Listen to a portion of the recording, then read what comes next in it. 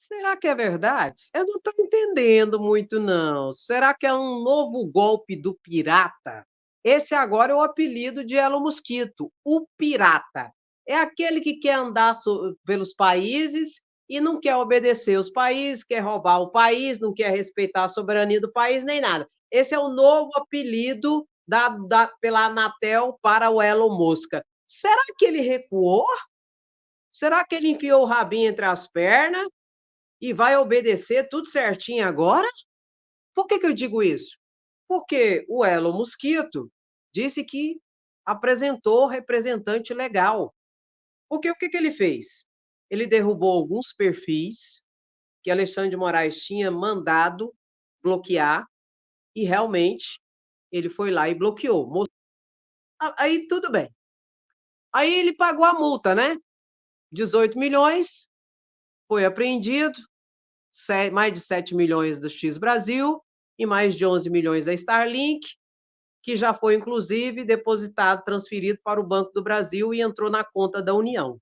Já perdeu esse dinheiro. Ok. Aí faltava, então, lógico que tem mais perfis para ser bloqueado.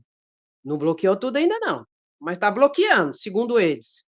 E ele disse que apresentou o representante legal. Aí apareceu um escritório de advocacia, onde dois advogados se colocaram como representantes do X Brasil.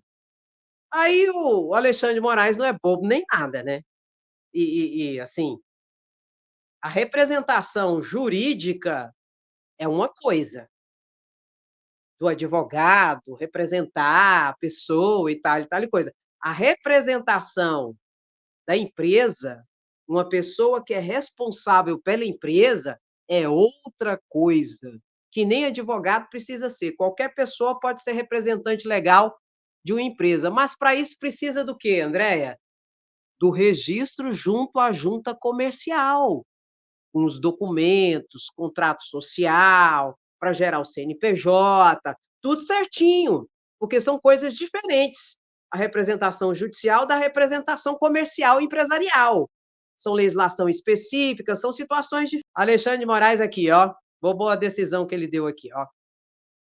Alexandre de Moraes, então, deu 24 horas para o X apresentar representante legal da empresa. Para quê? Olha aqui. Trata-se de PET autuada na prevenção PET 12.100 DF, a partir do ofício encaminhado a essa Suprema Corte pela autoridade policial, comunicando a instauração de inquérito policial, que apura a possível prática de crimes de obstrução, de investigações e de organização criminosa e incitação ao crime. Isso aqui tudo está no bojo da coação que eles estão fazendo e fizeram em relação ao delegado da Polícia Federal.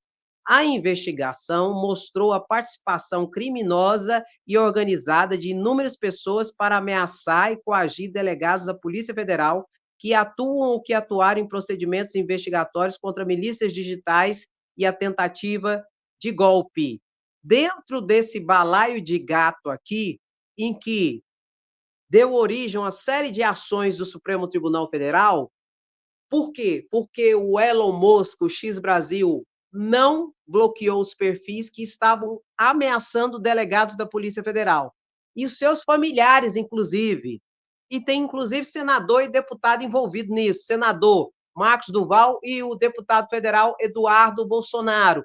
E além do outro que vai entrar nesse bojo também, que é o Silas Malafaia, que também fez essa postagem em relação a esse delegado com corrupção de menores, tudo mais, antes do 7 de setembro. Mas isso é outro assunto. Pois bem, dentro do bojo dessa situação, que foi uma decisão hoje, olha o que Alexandre de Moraes determinou aqui. Alexandre de Moraes, o povo acha que, aqui, ó, de hoje essa decisão, 19 de setembro. O povo acha que Alexandre de Moraes é besta. Olha o que Alexandre de Moraes falou. Diante do exposto, determino a intimação dos advogados que subscrevem a petição tal, para que comprovem no prazo de 24 horas, a regularidade e a validade da representação legal da empresa X Brasil Internet Limitada, com comprovação documental na respectiva junta comercial, da regular constituição da empresa, com indicação de seu representante, com amplos poderes, inclusive de nomeação de advogados. Intima-se de forma eletrônica, cumpra-se ciência Procuradoria-Geral da República, hoje, 19 de setembro, Alexandre de Moraes. Ou seja, a ordem que as coisas acontecem, primeiro é a seguinte: você constitui uma empresa, faz o contrato social, faz o registro na junta comercial, nos órgãos competentes, e ali vai estar os sócios, já que é uma limitada, tem os sócios. Os sócios, majoritário, não majoritário, tal e tal coisa. E o representante legal, que é aquela pessoa que responde pelos atos e fatos da empresa. A partir disso, esse representante legal nomeia os advogados que vão representar a empresa. Só que eles fizeram o quê? O contrário. Eles apresentaram, de repente, para os advogados, dizendo que o X Brasil estava tudo ok agora para o Alexandre de Moraes. Tanto que o próprio Elon Musk publicou isso no X. Olha aqui, ele publicou essa situação no X como se tivesse tudo ok. Olha aqui, Global do X. Quando o X foi desligado no Brasil, nossa infraestrutura para fornecimento de serviços para a América Latina não estava mais acessível para a nossa equipe. Para continuar fornecendo o serviço ideal para os nossos usuários, mudamos a operadora da rede. Essa mudança resultou em instauração inadvertida e temporária de serviços do usuário. Embora esperemos que a plataforma fique inacessível novamente, em breve continuaremos os esforços para trabalhar do governo brasileiro para tentar resolver tudo isso. E para isso indicar advogados. Mas não é isso que a ordem judicial pede. A ordem judicial pede a indicação da pessoa que vai responder pelo CNPJ, pela empresa. São coisas distintas. E Alexandre de Moraes deu 24 horas para que seja feita essa apresentação. Isso é tão interessante que, assim, para você entender um pouco toda a situação, dia 7 de agosto, Alexandre de Moraes determina que o X bloqueie canais, perfis e contas indicadas, além de eventuais monetizações de até 2 horas, pede informações sobre valores que seriam monetizados e destinados e tal, tal, sobre multa diária de 50 mil reais. Então, ele deu a ordem para bloquear os perfis. E o X não bloqueou. Isso, dia 7 de agosto. Dia 12 de agosto, o STF envia um e-mail para o X, informando que a empresa seria multada por não cumprir as ordens judiciais e intima pessoalmente o representante do X Brasil aqui, porque no dia 12 de agosto ainda tinha representante legal e ele foi intimado pessoalmente. Aí o que ele fez? O Elon Musketa demitiu todo mundo dia 17 de agosto, porque se continuasse do jeito que estava e tinha um representante legal, esse representante ia ser preso, porque ele responde pelos atos e fatos da empresa. Como o Elon Mosquito estava afim de evadir da responsabilização aqui no país e queria somente explorar a atividade econômica, demitiu todo mundo no dia 17. No dia 17 de fevereiro, pegou e demitiu todo mundo. Aí o que ocorreu? Dia 16 de agosto, o Supremo Tribunal Federal reiterou a determinação judicial e amplia a multa diária de 50 mil, passou para 100 mil reais.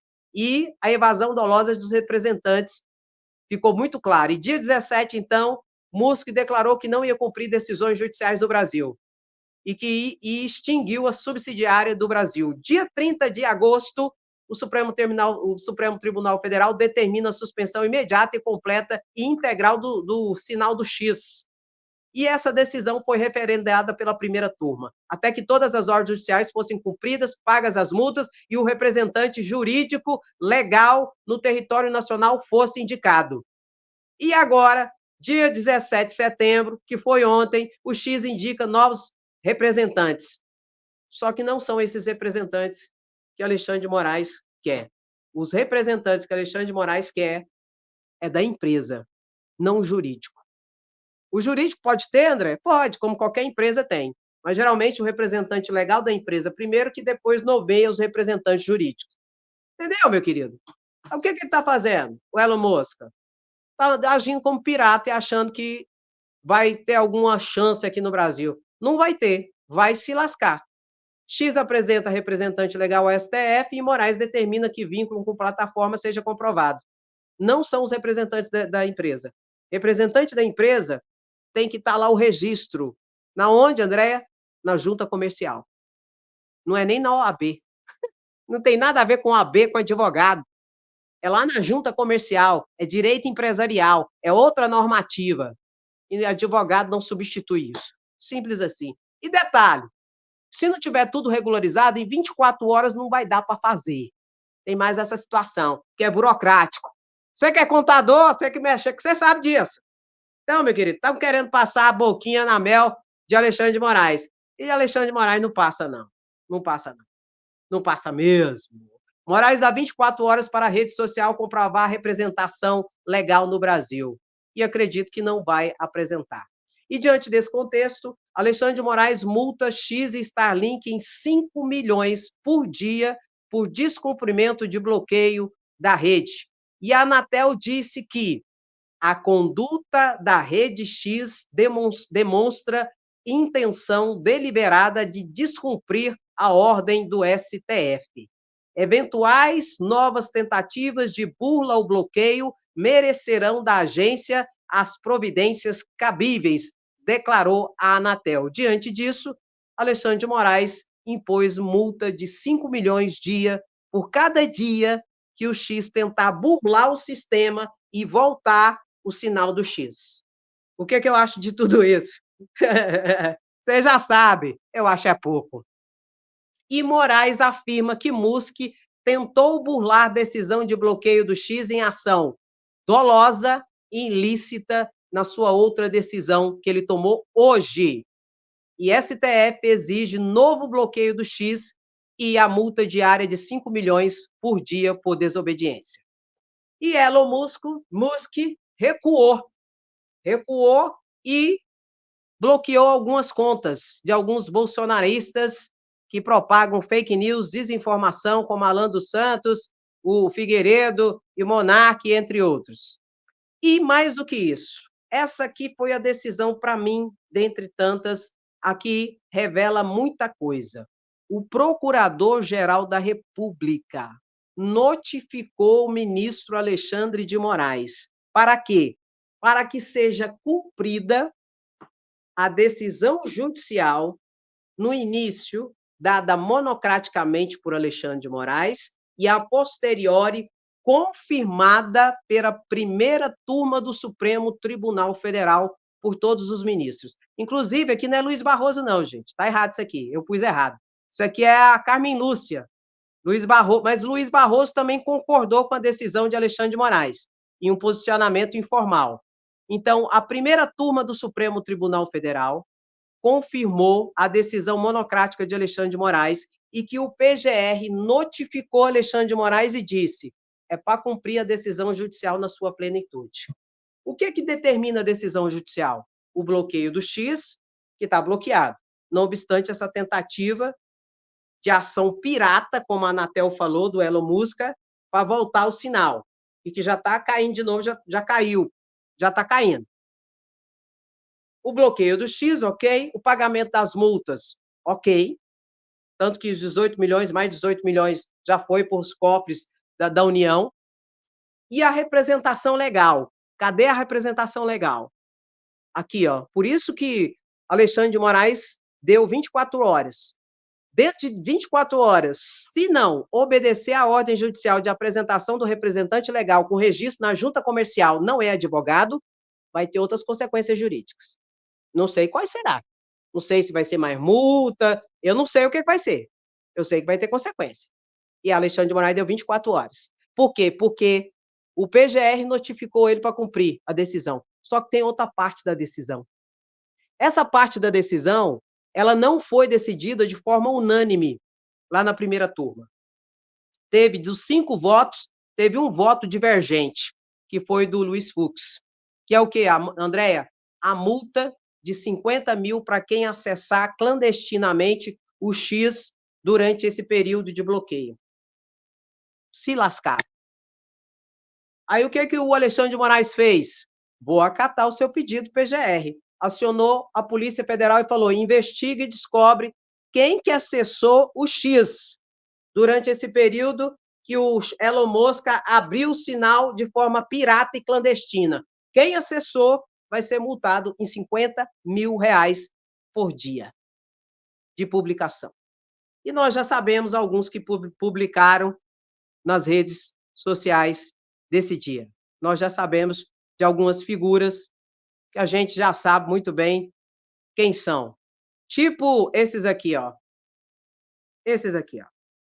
Publicou, dentre outros, que não está aqui, inclusive, o Deltan Dallagnol publicou, Nicolas Ferreira, Flávio Bolsonaro, Marcos Duval, Bolsonaro foi um dos primeiros que publicou, Eduardo Girão publicou, Van Hatten publicou, Eduardo Bolsonaro publicou, Carlos Bolsonaro publicou, Sérgio Moro publicou, todos publicaram.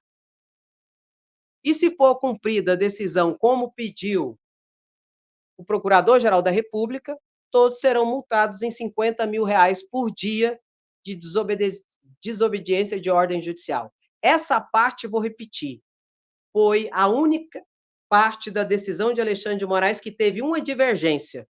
Dos 5 ministros, só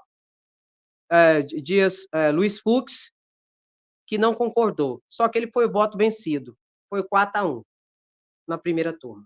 E vou ressaltar, essa postura aqui, quem adotou foi o Procurador-Geral da República, que notificou Alexandre de Moraes e falou: cumpra as ordens judiciais dadas e chanceladas pela primeira turma.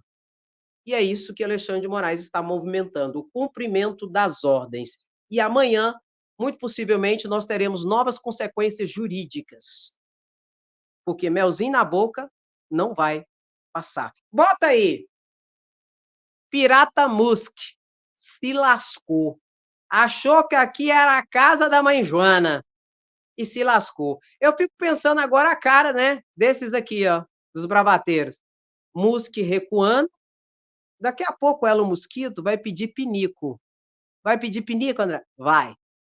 Vai pedir pinico porque não vai ter outro jeito. Se ele quiser que volte o sinal do X, ele pare de ter prejuízo, porque nesse momento 5 milhões já foi hoje. Amanhã vai ser mais 5 milhões.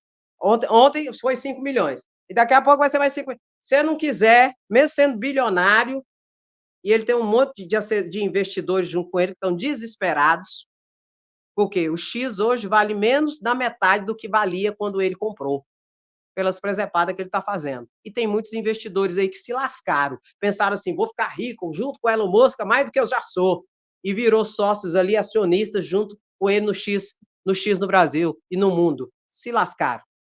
Ó, ladeira abaixo. E se ele quiser recuperar essa situação, vai ter que baixar a bola, cumprir as ordens judiciais e fazer tudo o que tem que ser feito. Obedecer a ordem judicial como eu obedeço, como você obedece, e respeitar a lei do país. É uma questão de soberania nacional.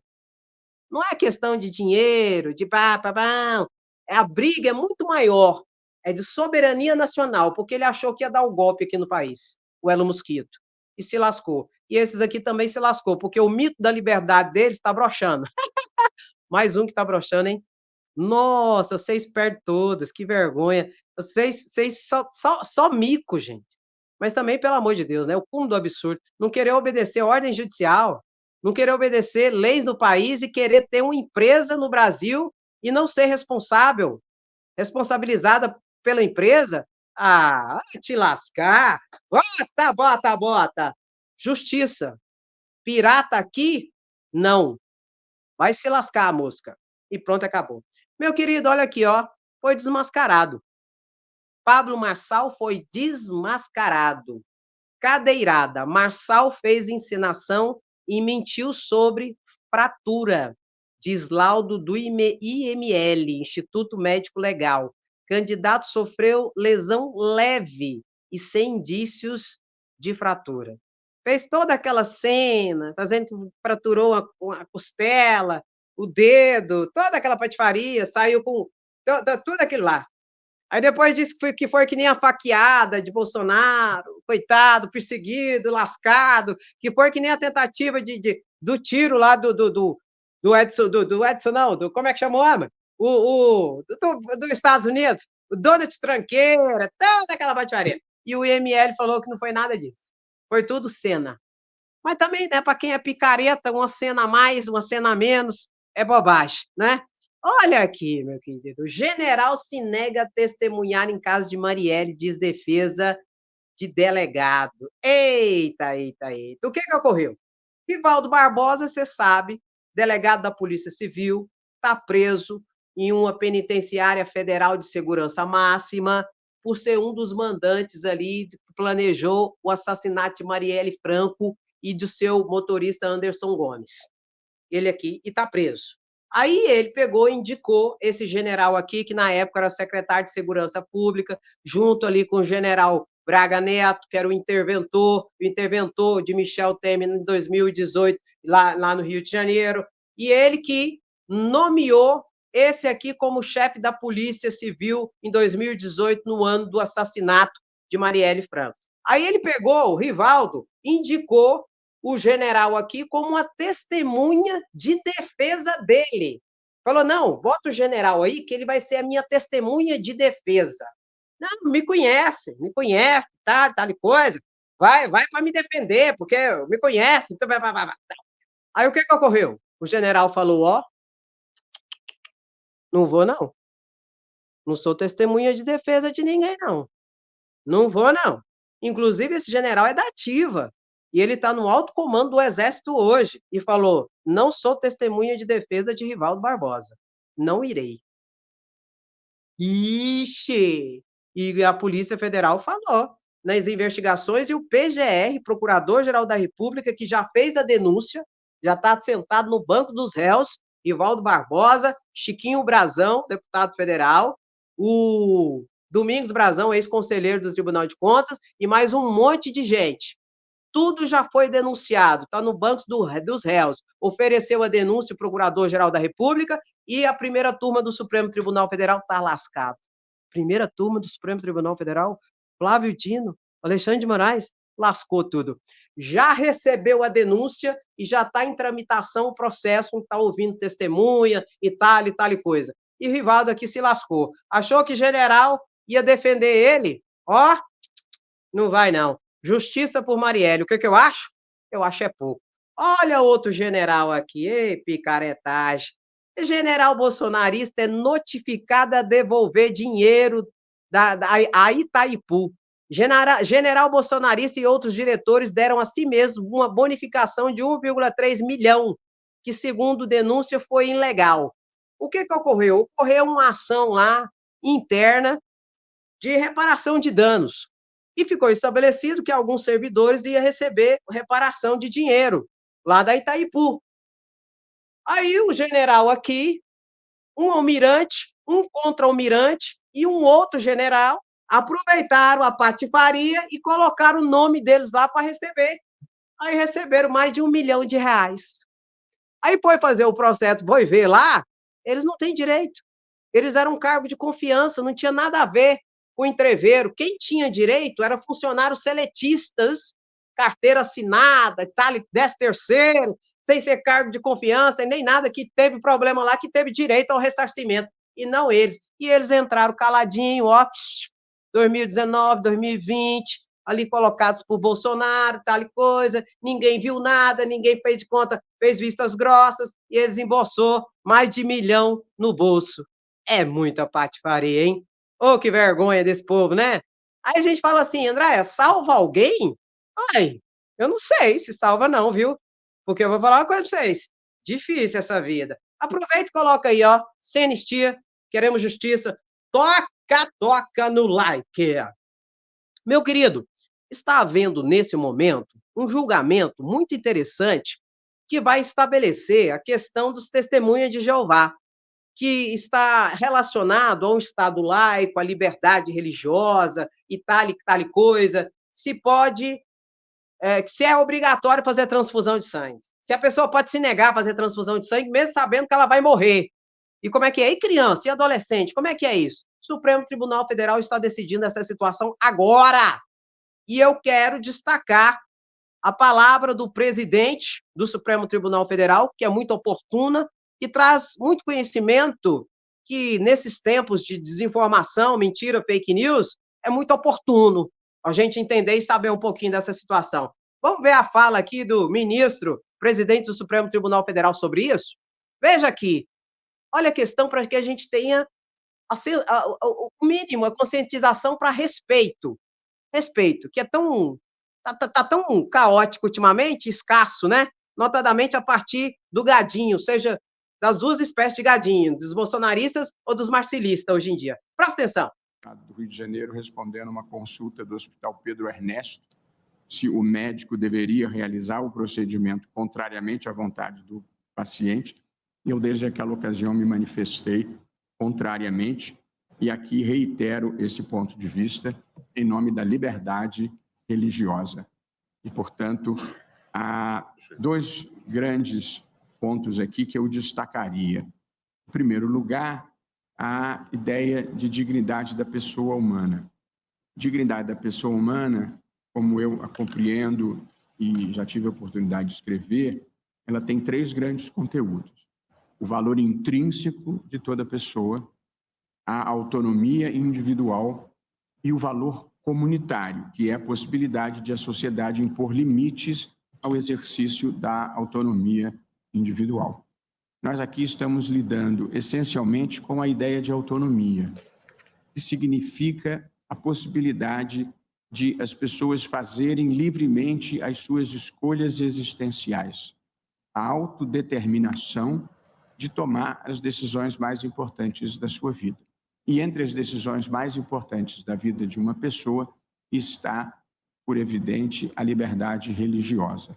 Portanto, esse é um ponto central aqui e eu gostaria de destacar o profundo respeito que tenho pelo sentimento religioso das pessoas de uma maneira geral, até por força da minha própria vivência. Eu sou filho de mãe judia e pai católico, de modo que eu cresci nos dois ambientes, frequentando com igual gosto os dois ambientes, e talvez diferentemente de muitos, eu tive que ler a Torá e os evangelhos. Portanto, tive mais trabalho do que a maior parte dos meus amigos e colegas. E, de parte disso, eu vivi, em um momento da minha adolescência, num intercâmbio com uma lindíssima família presbiteriana em Michigan, nos Estados Unidos. Depois, quando eu fiz o meu mestrado em Yale, o meu vizinho de porta era da Arábia Saudita, era muçulmano. De modo que, ao longo da vida, eu convivi com todas as crenças religiosas e todo o compromisso que envolva o bem, compromisso com a justiça, toda crença sincera, ela em si merece respeito, desde que não seja violenta, por evidente, nem intolerante com as outras pessoas. De modo que, aqui no Supremo, em todas as minhas manifestações, nos precedentes que nós tivemos, eu sempre procurei demonstrar essa imensa preocupação com o sentimento religioso das pessoas. Nós aqui votamos casos emblemáticos, o direito de uma freira católica não ter que tirar o hábito para fazer fotografia para documentos. Nós tivemos uma decisão importante de respeito às religiões de matriz africana quanto ao sacrifício ritual de animais sem crueldade. Tivemos um caso importante de ensino religioso confessional em escola pública, em que eu ouvi em audiência pública todas as denominações religiosas antes de votar contra o ensino confessional, entendendo que o ensino religioso em escola pública deveria ser histórico e doutrinário e não confessional. E mesmo na questão do homeschooling, que é um tema polêmico, votei, embora solitariamente, a favor do homeschooling, não por ser da minha preferência, mas por achar que as pessoas têm o direito de, em razão de crença religiosa, preferirem a educação doméstica. Não é que eu acho melhor, é apenas que eu acho que é um direito que as pessoas devem ter. Portanto, nós estamos aqui reiterando, eu pessoalmente, a liberdade religiosa das pessoas. A liberdade religiosa, ela significa essencialmente duas coisas: a liberdade de crença, de culto e de proselitismo, de tentar conquistar novos adeptos para a religião, e envolve a laicidade do Estado, no sentido de que o Estado não pode ter religião oficial, não pode ter preferência por religiões, não pode apoiar uma em detrimento de outra. A laicidade não significa oposição à religiosidade, antes, pelo contrário. A laicidade significa que o Estado tem o dever de assegurar a todas as religiões o direito de se manifestarem, evidentemente, dentro da lei e da ordem. Tá bom. Eu quis fazer essa introdução e vou deixar claro como é que está até agora. Já votou, que é relator, o presidente Luiz Barroso, de uma ação, o outro relator de outra ação, que é parecida, que está no mesmo bojo do julgamento, Gilmar Mendes, e também já votou Flávio Dino. Qual que vai ser a decisão, pelo que tudo indica? Vou repetir, não tem maioria ainda, mas pelo que eu vi do julgamento, a pessoa terá direito de dizer que não quer fazer transfusão de sangue, mesmo que isso signifique que ela vá morrer. Aí o médico não pode ser responsabilizado, nem nada. Só que tem que ser um voto não, tem que ser uma manifestação clara, e de capaz. Incapaz tem que ser socorrido. E se tiver que colocar sangue, dar sangue, tem que colocar. O que é incapaz? As pessoas que não têm como se expressar de forma livre, voluntária e clara. Como, por exemplo, crianças, adolescentes, pessoas com deficiência, etc. e tal. Mas se a pessoa tiver na sua livre liberdade, de forma consciente e livre, e se manifestar e dizer que não quer transfusão de sangue, isso significa que pode morrer, o médico, o hospital não tem responsabilização nenhuma e ela tem o direito a essa liberdade. Ponto. E, meu querido, minha querida, acabou de sair a nova pesquisa Datafolha de intenção de votos. Vamos ver aqui para São Paulo? Será que Datena subiu depois da cadeirada? Será que Marçal subiu depois da cadeirada? Coitada da cadeira. Vamos ver aqui como ficou? Saiu agora, nesse exato momento, aqui no Globo. Datafolha. Nunes tem 27% das intenções de votos. Pulos, 26% das intenções de votos. E Marçal, 19%. Marçal estacionou, não subiu. Na dica de nada, depois da presepada da cadeirada. E o Datena, Andréia? Datena também da mesma forma, tá aqui embaixo o Datena, ó. O Datena, 6% das intenções de votos, Tabata, 8% das intenções de voto, e a Marina Helena, 3% das intenções de votos, meu querido, minha querida. Acabou de sair. Ou seja, quem está pareando bem é Boulos. Boulos está pareando. E a gente sabe que o Ricardo Nunes tem um fator muito importante a seu favor, que é reeleição. E ele tem toda a máquina administrativa na mão da Prefeitura de São Paulo. E Boulos chegou mais próximo ainda do principal candidato, que é Ricardo Nunes, que, reitero, é reeleição, e ele tem toda a máquina na mão, inclusive a máquina bolsonarista de Bolsonaro. E Boulos, por outro lado, tem também Lula dando todo o suporte, todo o apoio. E o mais interessante nesse contexto é Marçal. Marçal não subiu. Marçal está com o mesmo jeito, 19%. Para quem diz que ia ganhar até no primeiro turno, que até hoje ele fala, vai ser no primeiro turno que nós vamos ganhar, e tal, coisa, toda essa situação, estacionou. E é muito simples o entendimento desse estacionamento de Pablo Marçal. É não cair nas provocações. Ele não tem tempo de TV. A única coisa que ele tem para aparecer é as redes sociais, e que em parte foram bloqueadas, e em grande parte não podem ser impulsionadas, existe uma série de regras, e o que ele tem para aparecer, então, são os debates. Nos debates, ele só vai aparecer se derem palanquete para ele. Se aceitarem a provocação, aí ele vai fazer a festa. Agora, se anularem ele e não aceitarem a provocação, acabou Pablo Marçal. Quem é Pablo Marçal? Na fila do pão, acabou. É só não entrar nas provocações. Se não entrar, esse 19% vai cair para 17% na próxima pesquisa, podem ter certeza disso. E vai ter debate amanhã.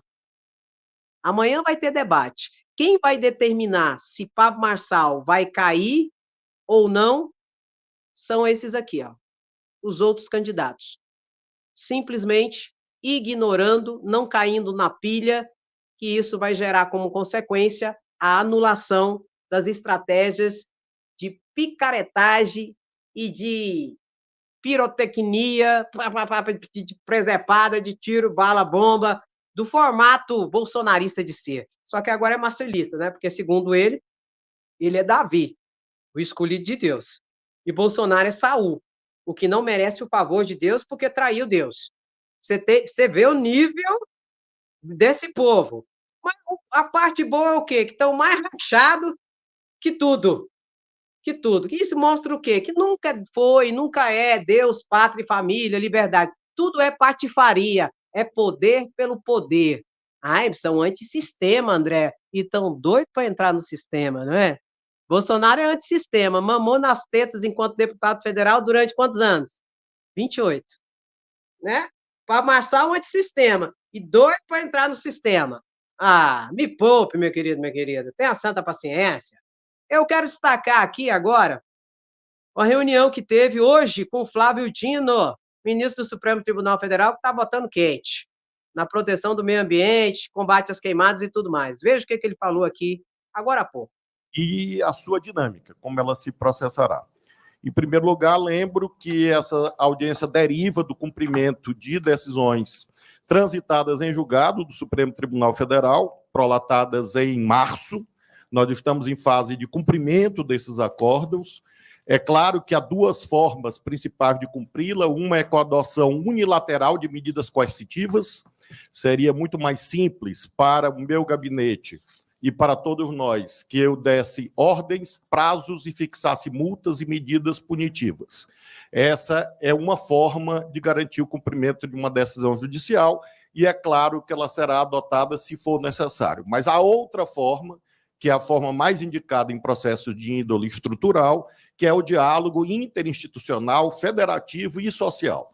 É da natureza dos processos estruturais que as suas soluções sejam assim construídas, exatamente para alcançar uma eficácia mais alta, não só no sentido formal, mas no sentido também material. Aqui nós não trataremos de anunciar o fim do mundo.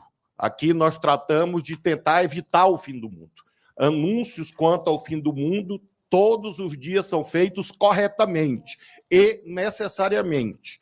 É certo que, se não houver reversão dos fluxos hoje estabelecidos, o Pantanal, a Amazônia e, portanto, todo o nosso país estão fortemente ameaçados. A partir desta constatação, desse diagnóstico, é que o Supremo Tribunal Federal fixou caminhos exatamente para evitar esse desfecho indesejado. E por isso mesmo, proteger nossas populações, as pessoas que moram na Amazônia, as pessoas que moram no Pantanal e nas outras regiões do Brasil. E falo especialmente das pessoas que moram na Amazônia e do Pantanal, governador Mauro, porque há pessoas que acham que não mora ninguém na Amazônia e no Pantanal. E se surpreendem quando descobrem que há populações, milhões de pessoas, em cidades e em zonas rurais, na Amazônia e no Pantanal. E nós estamos cuidando, evidentemente, da fauna, da flora, da vida e de um modo geral, e também da economia brasileira.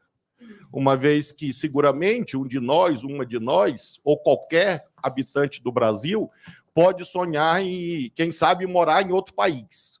Mas, certamente, as propriedades, as fazendas que produzem soja, que produzem carnes, que produzem, de um modo geral, aquilo que impulsiona a economia brasileira, não podem sair do Brasil. Elas estão implantadas aqui. E por isso mesmo, evidentemente, a sustentabilidade é um ativo econômico estratégico do Brasil. E, portanto, não há dicotomia entre responsabilidade fiscal e responsabilidade ambiental. Só existe responsabilidade fiscal verdadeira com responsabilidade ambiental. O resto é hipocrisia. E por isso mesmo, esta audiência se processa com esse paradigma. Quando me refiro aos moradores da Amazônia e do Pantanal, porque há pessoas nesse momento precisando de água, precisando de comida, precisando de remédios. E por isso mesmo, na decisão relativa à audiência realizada com o governo federal, eu fixei a possibilidade de abertura de crédito extraordinário. Quero mencionar que hoje o governo federal, o Poder Executivo, fez publicar a medida provisória 1.258, que abre crédito extraordinário de 514 milhões de reais, doutora Luísa, para atingimento de certas metas fixadas pelo Poder Executivo, convergentes com as determinações do Poder Judiciário. E digo que esta medida não é excepcional. Aliás, na outra tragédia climática que aconteceu no Brasil, atingindo os irmãos e irmãs brasileiros e brasileiras do Rio Grande do Sul, foram muitas medidas provisórias e bilhões de créditos extraordinários que foram abertos em face, obviamente, daquilo que a Constituição prevê. Fiquei muito espantado, senhoras e senhores, que nos últimos dias parece que eu que inventei crédito extraordinário. Quem inventou foi a Constituição, 1988. Está no artigo 167, parágrafo 3º da Constituição. E há uma outra falácia quanto ao alcance de metas fiscais derivadas do crédito extraordinário. Convido a uma reflexão coletiva, porque quando nós analisamos a Constituição, nós estamos versando sobre créditos extraordinários visando atender guerra, comoção interna e calamidade pública. Pronto. Eu quis deixar até esse momento, porque eu quero fazer um comentário. Flávio Dino, ele está abrindo um novo horizonte de atuação do Supremo Tribunal Federal. Flávio Dino, ele está dando uma nova dinâmica de atuação de ministro do Supremo Tribunal Federal. Menos judicante e mais atuante. E isso está provocando ciúmes, especialmente no parlamento, de deputados e senadores que estão se sentindo muito incomodados com essa nova dinâmica que Flávio Dino está dando para o Supremo Tribunal Federal. Em relação à administração pública, em relação aos atos administrativos, etc, etc, etc, etc e tal. O que eu vislumbro com isso? Que esses ciúmes não é sem razão. Flávio Dino está assumindo um protagonismo no Supremo Tribunal Federal. Não só no campo jurídico, mas também no campo administrativo, chamando as autoridades para audiências públicas para resolver problemas, e não só dando a canetada e falando, cumpra-se, resolve, pronto, acabou. Não, ele está chamando e falando, vem cá, eu dei a ordem, agora como que nós vamos fazer? Não sei não. Não sei não.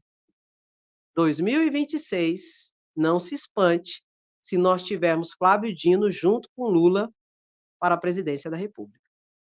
Porque eu vou repetir, não é essa normativa até hoje estabelecida para ministro do Supremo Tribunal Federal, que sempre se colocam numa postura mais distante, como um burocrata, e dá a ordem e cumpra-se. Deu a ordem, cumpra-se. Deu a ordem, cumpra-se. Ele não. Ele está indo, exigindo, fazendo e participando.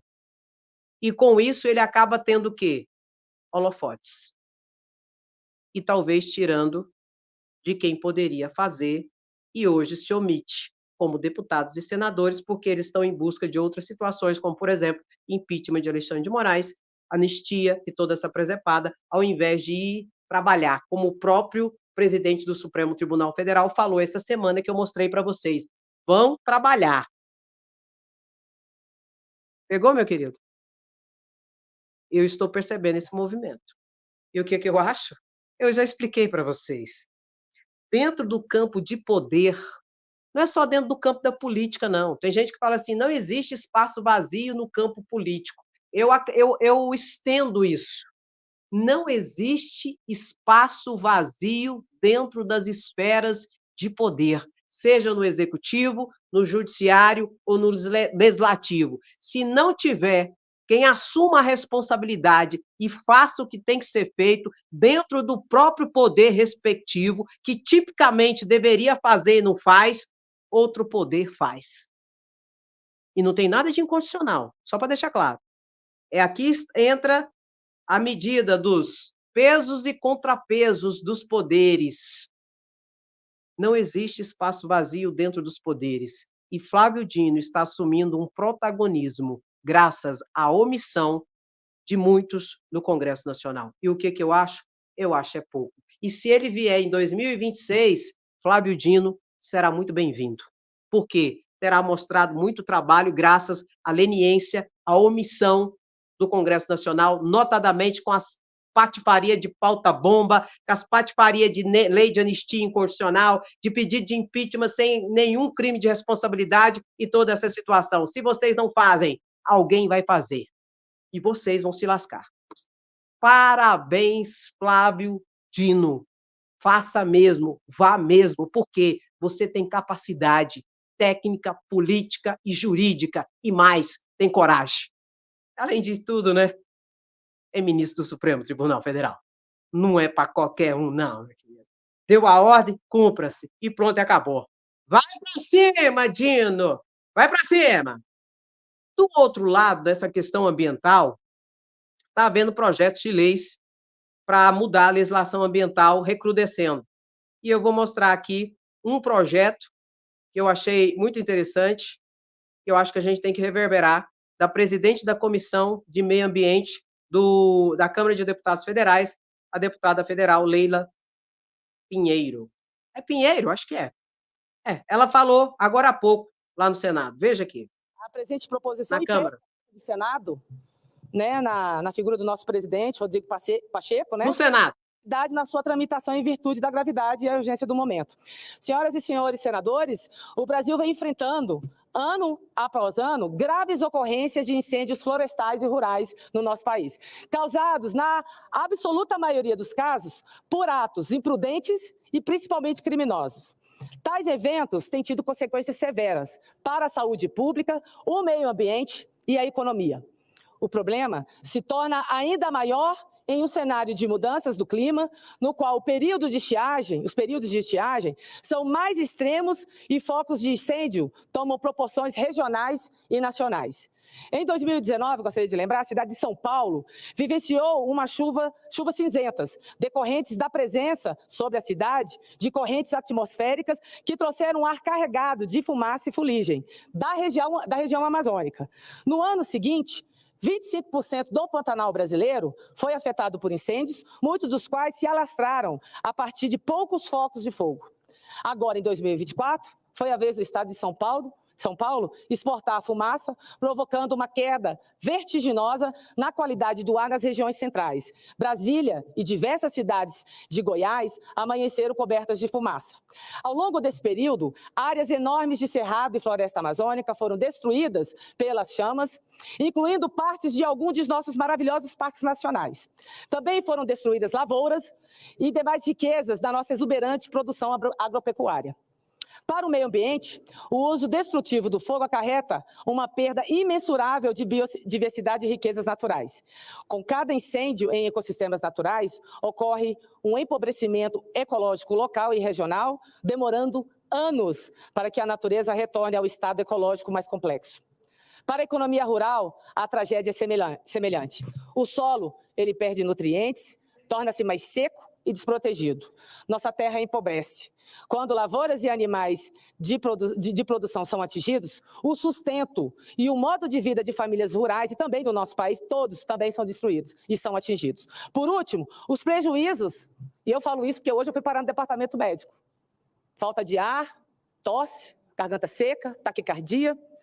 Então, a saúde pública e a economia urbana esses prejuízos também são incalculáveis. As aulas, por exemplo, aqui no Distrito Federal, elas foram suspensas. Os hospitais ficam lotados com problemas respiratórios.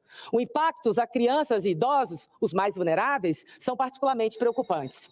E nesse cenário, é impactante notar que nossa legislação ambiental não está adequada o suficiente para o enfrentamento desse problema. No Brasil, a estrutura de prevenção e combate a incêndios urbanos conta com a participação, vamos lá, vou dar exemplo, ativa dos condomínios, conjuntos habitacionais, empresas e shoppings. Todos precisam observar regras que incluem a instalação de sistemas de alarmes, rotas de fuga, extintores de incêndio, treinamentos regulares para moradores e funcionários, bem como, a depender do tamanho da entidade, manter uma equipe de brigadistas. No caso de incêndios em áreas rurais de preservação, a legislação pouco reconhece o papel dessas propriedades como elo importante, veja bem, elo importante de integração das políticas de prevenção e combate a incêndios florestais e em demais formas de vegetação. Não podemos ignorar isso. Ainda, nosso ordenamento jurídico tampouco trata da recuperação ambiental das áreas destruídas pela passagem desse fogo.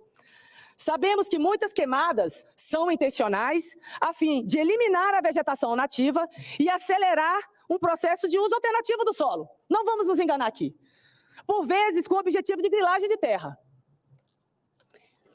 Mesmo quando não intencionais, o fogo pode provocar um processo de modificação do uso do solo. Não obstante, as áreas atingidas deveriam passar por um processo de recuperação, a fim de se evitar um caminho sem volta para um solo sem vegetação empobrecido. A legislação penal também precisa, sim, se modernizar. Quem fala que não precisa, precisa sim. No tocante à lei de incêndios prevista na Lei de Crimes Ambientais, a pena máxima, pasmem, a pena máxima é equivalente a crime de furto simples. Não há qualificadoras, por exemplo, para o caso de incêndios que resultem em prejuízos à saúde, como nós estamos vivendo agora. Não tem. O projeto de lei que apresento preenche essas lacunas, de forma a permitir que o Brasil, nosso país, consiga lidar satisfatoriamente com a realidade de mais incêndios rurais e também em áreas de preservação, país afora. O PL se fundamenta em certezas. A primeira é que o problema não pode ser resolvido apenas por meio do combate aos focos de incêndio com as forças de que dispõe o poder público. Já está claro isso para a gente. A segunda, que as propriedades possuem um papel fundamental, as propriedades rurais, possuem um papel central na preservação e no combate aos incêndios e na recuperação ambiental após esses eventos. Nesse sentido, o PL altera o Código Florestal para dispor o papel da propriedade do tocante à prevenção e combate aos incêndios florestais. O Código Florestal também é alterado para estabelecer que as áreas de vegetação nativa que forem queimadas passam a constituir, por 15 anos, área de uso restrito, tendo o mesmo regime de proteção às reservas legais. Mata nativa, não é de produção. Aquela mata ali que foi destruída. Não vamos tocar, não vamos mudar. Vamos deixar se recuperar. Com essa medida, garante que a natureza terá o tempo de se recuperar, além de servir como meio de dissuadir aqueles que pretendem usar o fogo como meio criminoso de acelerar o processo de conversão do solo e a grilagem. Como medida de apoio aos proprietários rurais, o PL modifica a lei que rege o imposto de renda da atividade rural para estabelecer como investimentos os gastos referentes às ações de conservação da vegetação nativa, bem como aqueles referentes à aquisição de materiais e equipamentos destinados à prevenção e ao combate ao fogo. A medida leva a um abatimento desses gastos no cálculo final do imposto devido. Destacamos aqui que a imensa maioria dos nossos são pessoas de bem, eu quero deixar bem claro aqui para o pessoal não distorcer a intenção, né, do projeto, de bem, que infelizmente, por vezes, se tornam vítimas dos incêndios. São muitos os relatos de produtores que perderam suas lavouras e áreas de mata que mantinham com dedicação e afinco em suas propriedades. Considerando essa realidade, o PL também estabelece acesso diferenciado e especial ao crédito rural para os produtores que desenvolvem medidas de prevenção e combate aos incêndios, inclusive aquelas que envolvam a aquisição de materiais e equipamentos, bem como a capacitação e a contratação de pessoal para o manejo integrado do fogo. Lei 1818 nós aprovamos aqui, né, que é o manejo integrado do fogo. a adoção comprovada de práticas para a proteção da propriedade e da vegetação natural do risco de incêndios, a participação em redes de vigilância auxiliar e brigadas de incêndios voluntários, que a gente já sabe que muitas propriedades já fazem isso. Então, nós estamos dando, né, compensações nesse sentido. Ademais, o PL trata de casos criminosos, adequando a legislação penal àquilo que ela deve ser, proporcionalmente punitiva, sim, mas principalmente preventiva. Aumentam-se as penas bases para crimes de incêndio, igualando-as com as previstas em crime de incêndio de que dispõe o artigo 250 do Código Penal, e se prevê em modalidades qualificadas do tipo penal, à luz do que já acontece com o crime de poluição. Finalmente, o projeto também promove alterações das legislações do parcelamento do solo, né, do uso do solo, e de regularização fundiária para garantir que a promoção de queimadas e incêndios ilegais não seja um meio para a ocupação irregular de solo e a grilagem destinada à transformação de áreas de vegetação nativas em novas fronteiras de expansão. A utilização dessa legislação, senhoras e senhores, ela é essencial para que o país possa enfrentar de maneira mais efetiva o problema. Nesse sentido, eu peço apoio a todos os pares para a aprovação do projeto e a atenção do nosso presidente, Rodrigo Pacheco, para que possamos apreciar. Nós precisamos apreciar, fazer esse debate sério, responsável. Ninguém está querendo penalizar, todos sabem, todos, sem exceção. Sabem das suas atribuições, sabem o que deixou de fazer, o que se precisa avançar. Nós sabemos que houve um desmonte dos órgãos de preservação e fiscalização. Nós estamos falando de IBAMA, de CMBio. E aí nós não podemos passar a mão na cabeça de ninguém, né? Os erros, eles estão aí, mas eles não são de hoje, eles são históricos.